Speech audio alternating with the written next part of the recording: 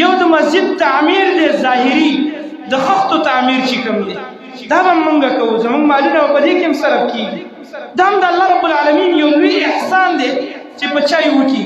چې الله د هغه مال راواخلي او په خپل خوښ ځایونو کې او په خپلو جوماتونو او په خپلو کورونو کې صرف کې ویې لګوي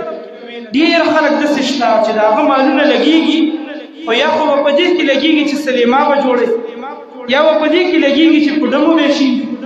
یا به په دې کې لګېږي چې د ټنګ ټکور آلات به پاخلي یا به په فسق او فجور کې لګوي یا به په فضولیاتو کې لګوي الله ته مال نه رسېږي او نه الله رب العالمین زموږ دې مالونو ته محتاج دی دا د هغه سړی په ځان رحم وګڼي د الله شکرونه دې ادا کړي د الله رب العالمین ته دې په سجده باندې د خپل سر کېږدي او بار بار دې دا خبره وکړي چې الله ستا شکر دی چې تا توفیق راکړه زما مال دې په مسجد کې ولګوم الله زه څوک یم زما مال څه شی دی چې تا ما ته دومره دروند نظر وکړو دا توفیق دې راکړه چې زما مال دې په مسجد کې قبول د دې د وجې نه په مساجدو کې خپل مال لګوي یو تعمیر دا شو بل تعمیر حقیقي تعمیر دی چې دا تعمیر موږ نه شریعت غواړي هغه دا چې دا مساجد مدارس مراکز د الله په بندګۍ باندې تعمیر وو د الله په بندګۍ کې دا آباد وساتو په خپل راتګ باندې آباد وساتو دا حقیقي تعمیر دی که چېرته دا تعمیر دی نو ایمان دی نشي برابرېدی ځکه که ظاهري تعمیر د مسجد نه و ټیک دی یو سوري لاندې به کښېنو چت دې نه وي په ځمکه به کښېنو نسته خو کېدی شي که خو که چېرته ستا راتګ په داسې مساجدو کې دی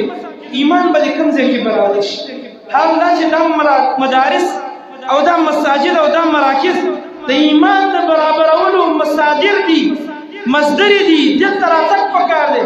د دې د وجې نه هر انسان او هر مسلمان او په دې علاقه کې چې څومره خلک دي دا د بزان لازم وګرځي چې موږ به خامخا په خپل راتګ باندې دا مساجد آباد ساتو آباد به ساتو که نه به ساتو داسې مه کېږئ نه به د ځان نه جمعه ګل جوړوئ نه به د ځان نه اختر ګل جوړوئ دا یاد وساتئ چې صرف ټول عمر په کار کې مصروف یو د جمعې په ورځ جومات کې سر راښکاره کړي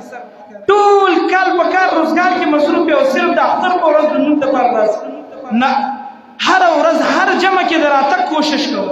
تا نه داسې یو درس تېر نه شي چې ته پکې موجود وي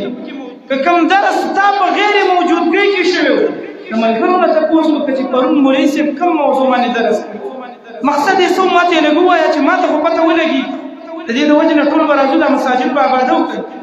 الله سبحانه وتعالی دې موږ ته توفیق را نصیب کړي چې الله رب العالمین دا کورونه په خپل راتګ باندې آباد وساتو